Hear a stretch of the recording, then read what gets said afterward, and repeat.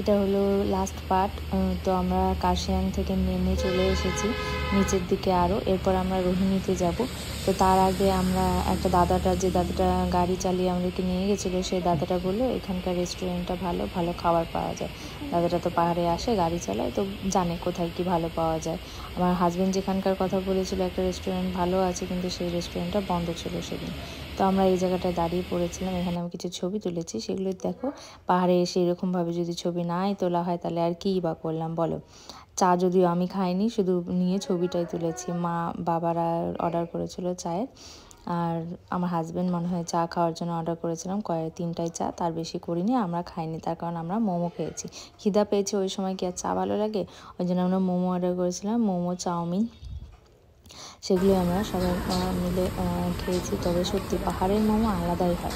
যতই আমরা শিলিগুড়িতে মোমো খাই বা বালুরঘাটের মোমো খাই, সেই থেকে ভালো পাহাড়ের মোমো, ভেজ মোমো খাও, সেটাই খুবই টেস্টি হয়।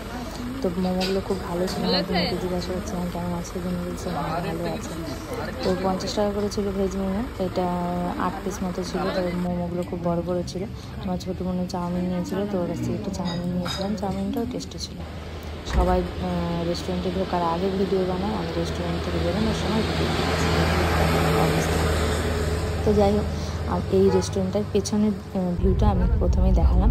পেছনের ভিউটা অত সুন্দর একটা ভিউ ছিল। নিচে দুটো বিড়াল ছিল, গাছ ছিল, ফুলের গাছ, খুব সুন্দর লাগছিল দেখতে।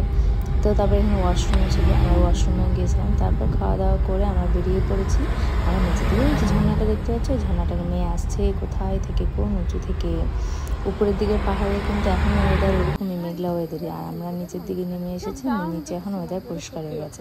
তারপর আমরা চলে এসেছি যে রোহিণীতে এসে এই জায়গাটা দেখো ফাঁকা, শুধু হচ্ছে গাড়ি। আর এই বট গাছটাকে দেখো কত বড় গাছ। ওই ভূতের বইগুলোতে দেখায় না কিছু কিছু জায়গা হরর মুভির মতন, একদম ওই রকম। তো এইটা আমি বুঝলাম না এই ব্রিজটা কিসের জন্য এখানটায়। প্রথমে আমরা ভেবেছিলাম রেল লাইনের ব্রিজ মানে, তারপর উপরে গিয়ে দেখি না, রেল লাইনের ব্রিজ না। তো যাই হোক, এখানে একটা ঝিল টাইপের করা আছে, জায়গাটা খুব সুন্দর ছিল, ঘুরতে যাওয়ার জন্য খুবই ভালো। আর এই যে এগুলোকে দেখো, এটা হচ্ছে শুয়োপোকা। আমাদের এখানে তো শুয়োপোকা অন্যরকম হয়, ছোটো ছোটো ঠিক হয় না, কিন্তু এরকম এত বড় বড় লোম হয় না। পাহাড়ের পশুগুলোর গায়ের লোমগুলো খুব বড় বড় হয়, এই জন্য যে ওদের ঠান্ডাটা যেন না লাগে সেই জন্য। ওখানকার যে কুকুরগুলো আছে সেগুলোরও গায়ের লোম সেই বড় বড়। এই যে দেখো একটা কী করছে দেখো। আর ওই শুয়োপোকা দেখে আমার একটা বুনু কি কান মানে চিৎকার, ও আসবেই না আর উপরে পাহাড়ে।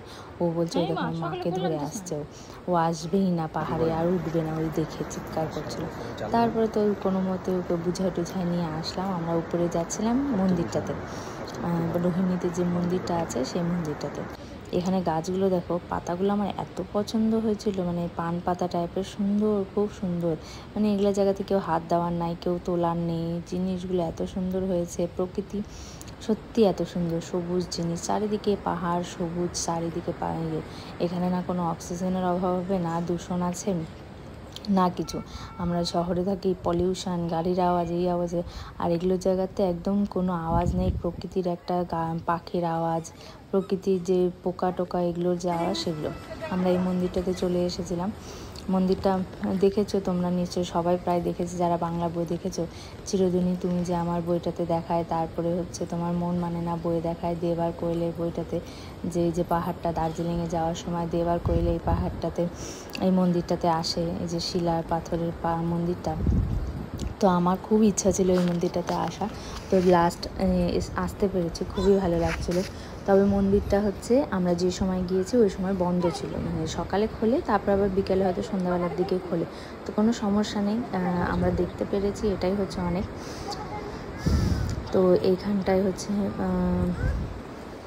কিছুক্ষণ আমরা দাঁড়ালাম। এখানেও খুব এই যে শুয়োপোকাগুলো ছিল, আর ওই যে ওকে দেখো, ও শুধু এদিক ওদিক শুয়োপোকাই দেখে বেড়াচ্ছে, যে কোথায় আছে, ওর গায়ে যেন না আসে। এখানেও একটা বট গাছ মনে হয় ছিল এখানে, আর চারিদিকে পাহাড়, আর নিচে ওই যে নদীর জল চলে যাচ্ছে, ঝর্ণার জলটা নিচে নেমে চলে আসছে। এখানে আমরা কিছুক্ষণ দাঁড়ালাম, মন্দিরে প্রণাম করলাম, দাঁড়িয়ে মানে এতই ভালো লাগছিলো মন্দিরটা। তারপর আবার ওখান থেকে নেমে আসলাম।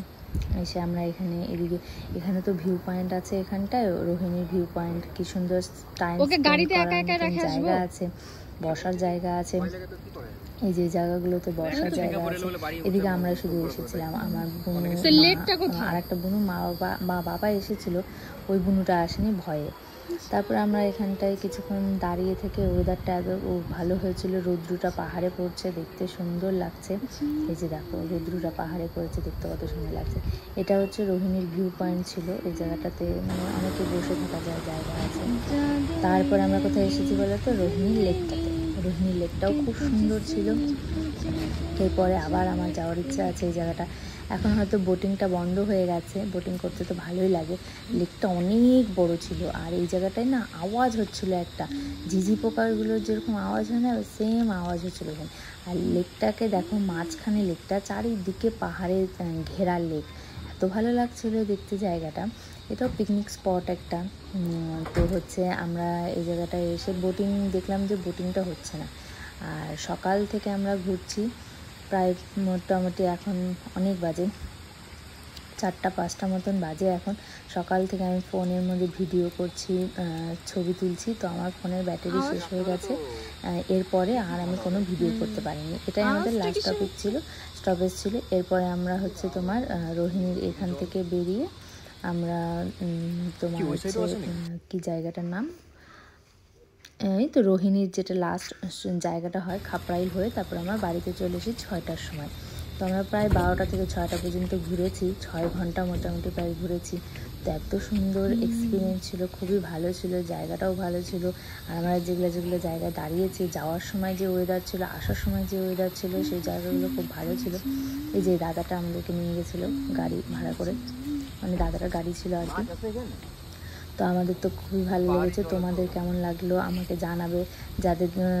যারা আমার ভিডিওগুলো দেখো, একটা করে লাইক কমেন্ট করে দেবে, শেয়ার করতে পারো। ভিডিওগুলো ভালো লাগলো কমেন্ট করে আমাকে জানাবে কেমন লাগলো, জায়গাটা কেমন লাগলো তোমাদের, তোমরা কে ঘুরতে গেছো পাহাড়ে আমাকে জানাবে।